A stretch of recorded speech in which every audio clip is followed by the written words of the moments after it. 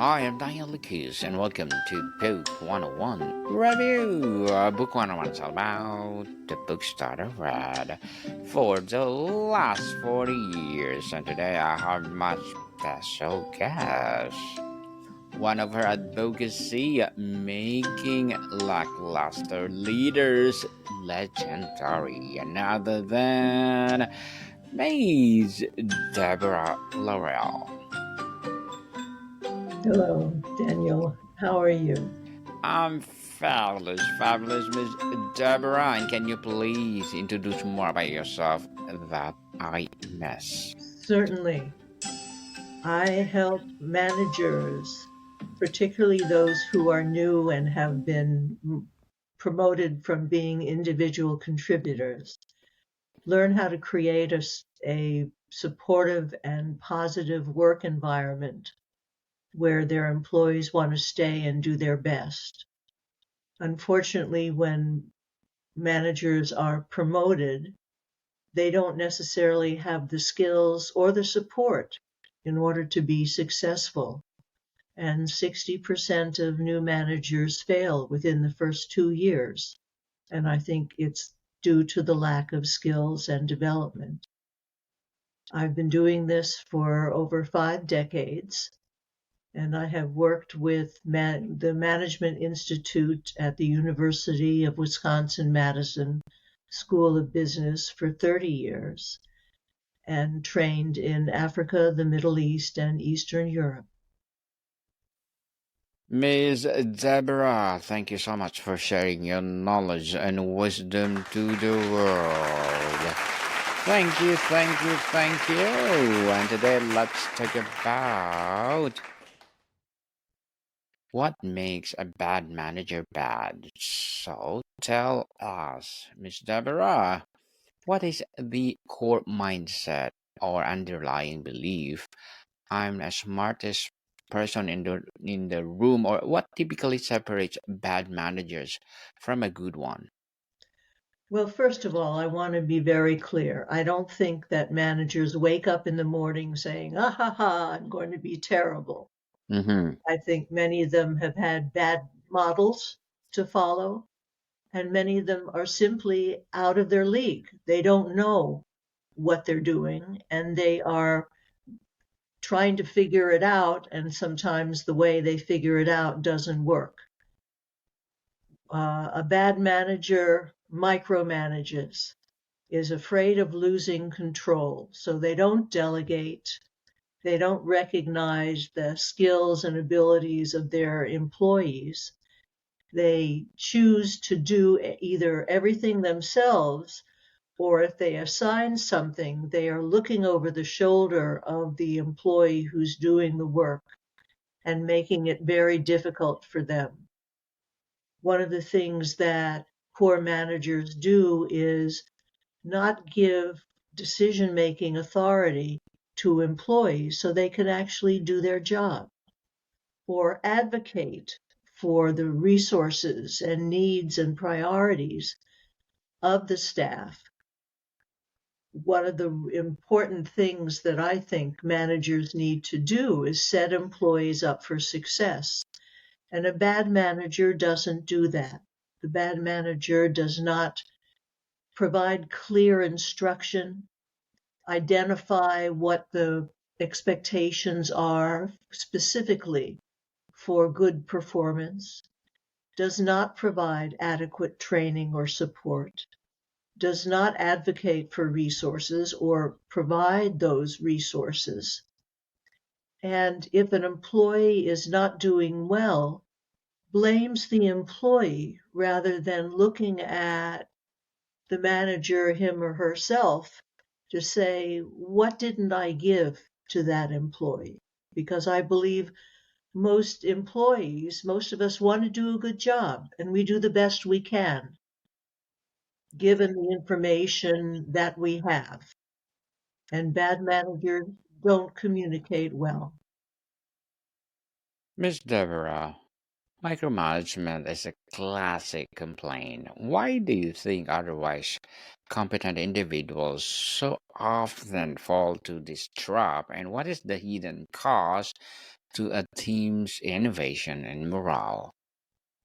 Well, backing up into that, of course, it's devastating for the team, for their sense of trust, their belief in their leader, their ability to work with each other in a trusting way. So that if you don't trust, if you don't feel you have psychological safety, so you can make a mistake and learn from it instead of being blamed and blamed publicly for it, then you're not going to risk trying something new. And you'll have to repeat the first part of you're asking why competent people end up being poor managers. Mhm. I really think they don't know how to manage. An individual contributor, somebody who is a wonderful salesperson or a wonderful technician, to move up in the organization is promoted into a managerial job. And the assumption is that they already have the skills they need. They were successful in one situation, they will be successful in another. And they're kind of thrown into the pool at the deep end. They're not given training. They're not prepared. There are managers who can't give up what they were doing as individual contributors. They don't realize that they need to plan, guide, assign, train, evaluate. They haven't learned how to give constructive feedback to a poor performing employee. And as a matter of fact, I recently did 2 workshops for an international organization where that was the problem. The managers were unwilling to give constructive feedback to poor performers because they were afraid to. They didn't know how to do it. Miss Deborah, tell us if you had to pinpoint the single biggest failure in communication by bad manager, what would it be? Or a failure to listen, a failure to provide clarity, or a failure to give constructive feedback? I think it's the issue of clarity. Mm-hmm. When giving an assignment, it's got to be clear. What are you expected to do? What decision-making authority do you have? What kind of monitoring is going to happen, if any? What are the deadlines? And what are the expectations? A poor manager will say, well, I know it when I see it. Well, that doesn't give any parameters for an employee to figure out what's really expected of them. And clarity in terms of when they are giving constructive feedback, the employee has to know specifically what didn't go well. But I think it gets more to the ability to coach, because when you're a coach as a manager, you don't do all the talking. You lay the parameters. This is what I've seen. Please tell me, why that happened. What are the consequences if that will continue? Are those consequences acceptable to you? And being clear that we only take time with people we care about. And I think that's something that I was listening to a podcast earlier today where they were talking about empathy. And Mm-hmm. that's also a huge requirement for leaders, and particularly in these days with such upheaval constantly coming at folks. They need to feel that they are heard, that somebody cares, that they're not just a cog in the wheel. Just not a cog in the wheel. Miss Deborah, how does the behavior of a bad manager around success and failure destroy psychological safety and trust within a team? Well, if you don't know what you're being held accountable for. If the minute you make a mistake, you're yelled at and you're blamed, you're not going to open your mouth. You're not going to risk trying something new. And it's going to be very hard for you or the team itself to feel comfortable enough and open enough to share ideas, particularly if those ideas have been shot down in the past. So those are some of the behaviors that a bad manager shows that will affect the psychological safety and the success of the team. The team has to know what the vision is, have a shared goal, feel that they are supported, that they know what's expected. Whether it's on an individual basis or a team basis, it's really the same thing. Is there clarity? Is there empathy? Is there support? Miss Deborah, what are the earliest subtle signs in a team's dynamics before people start quitting that indicate a manager is failing? Well, first of all, there's a lot of sick leave. People stop showing up. They also may quit while they're working, meaning the silent quitting, where they are just doing the bare minimum. Those Mm-hmm. would be two indications before employees start to leave. Ms. Deborah, it's often said that people don't leave jobs, they leave managers. From your perspective, what is the final straw that makes a great employee decided to leave a bad manager?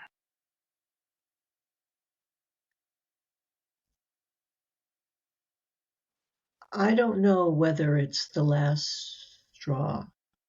Mm-hmm. A highly performing high performer is going to leave if they feel that they're in a toxic situation where they're never given opportunities to use their strengths or to build skills through some opportunities for professional growth.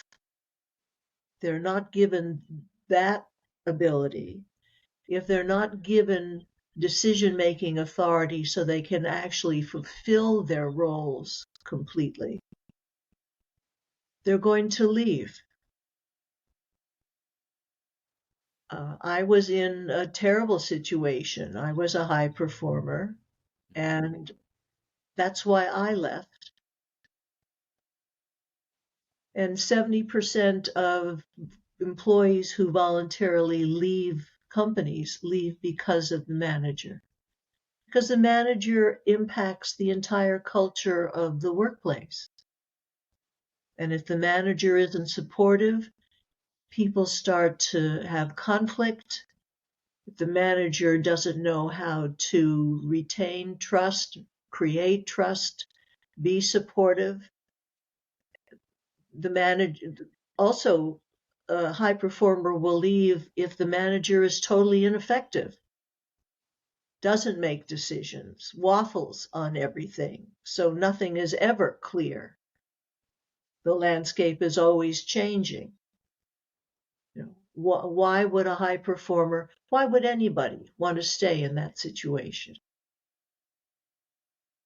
Miss Deborah, as you making leaders legendary, what are your short-term and long-term goals?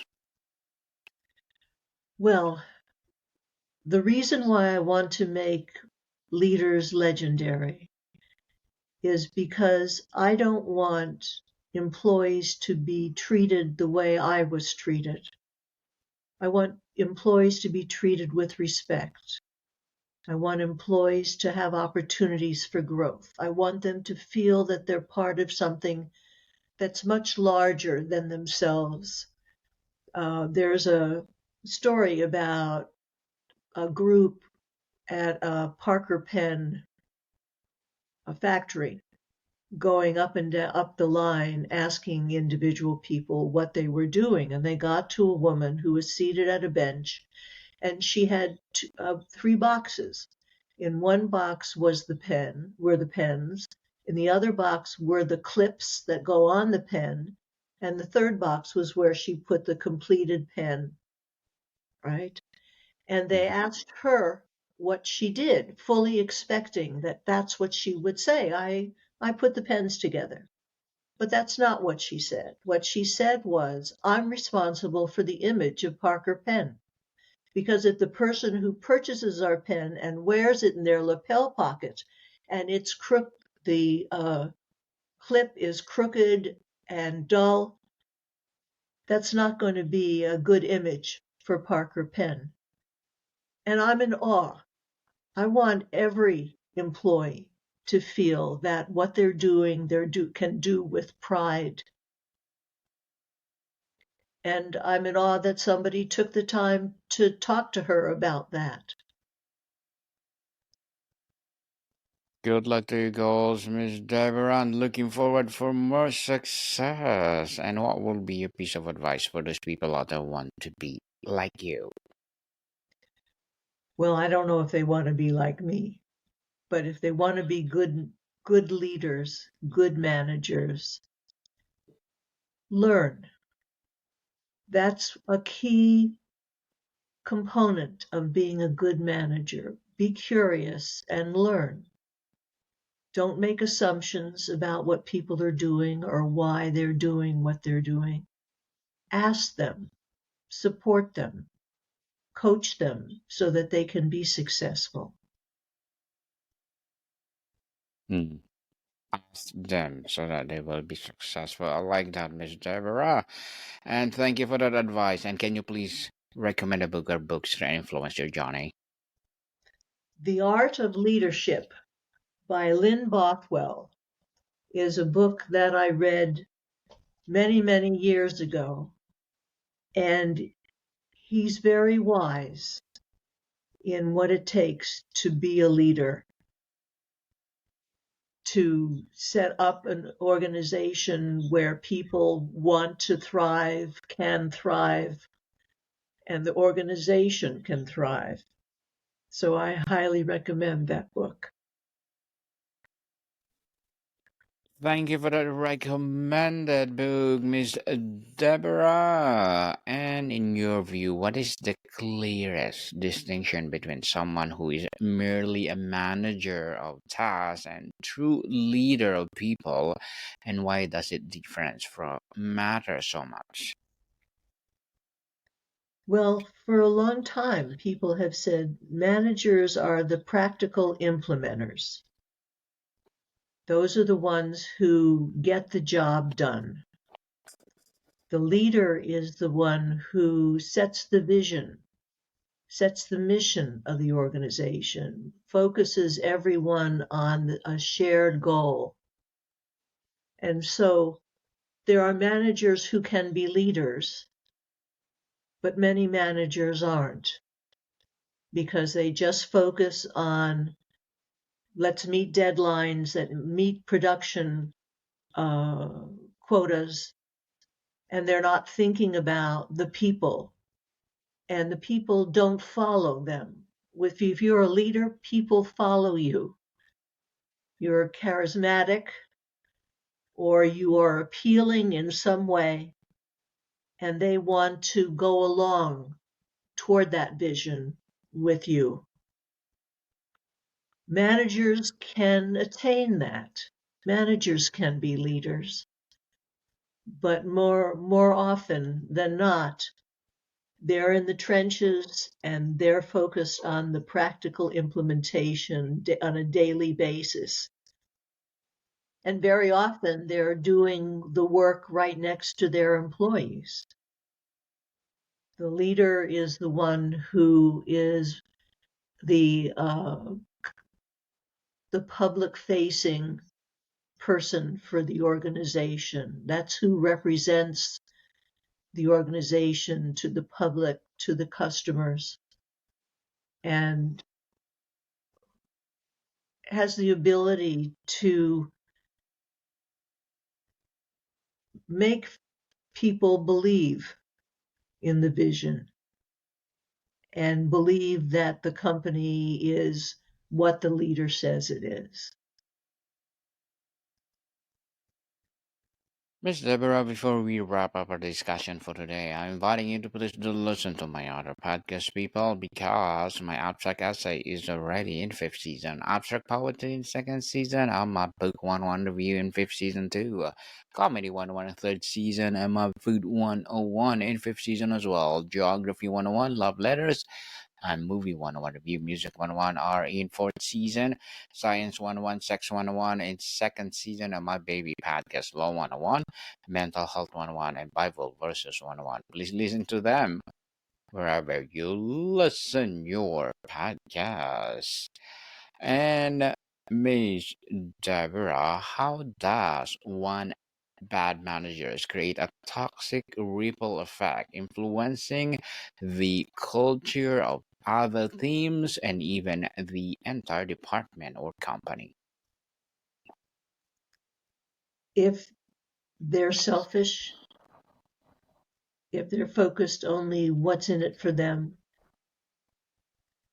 if they create an environment where people are at each other's throats, where people are competing for limited resources, if the manager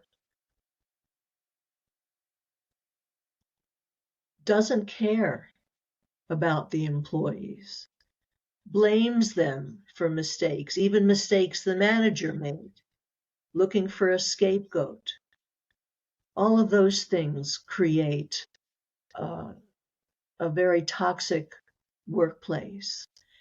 And if the manager pulls a kitchen cabinet together of a few close people who support him or her and excludes people who aren't like them, no, there's no diversity, there's no respect for differences, then you have a toxic work environment. Certainly. Lastly, Miss Deborah, if you were to distill the essence of a good manager down to one guiding principle, what would it be? Set the employees up for success. Yes. And Miss Deborah, help your new managers and trainers become great and what they do. Can you explain more about this phrase on your website? Well, I am a management trainer, but I also train trainers. And the training that I teach and that I use is highly interactive skill building. It's not based on lecture. It's based on the employees and the participants in training learning what they need to do and practicing what they do so we build confidence in their own competence. So that's how I help new managers and trainers become great at what they do. Miss Deborah Laurel, thank you so much for sharing your knowledge and wisdom to the world. So can you please invite our listeners to support your business, your advocacy, or whatever projects that you're doing right now? Thank you very much. Yes, so where do people reach you, Miss Deborah? The best way to reach me is through the contact, the email on the website, Laurel and Associates Limited. That would be the best way. Yes, people, support Miss Deborah Laurel because if you support her, for sure, more and more empowering books or empowering advocacy will rise. So, Miss Deborah, thank you so much for your time. Thank you, Daniel. More to come, people. See you soon.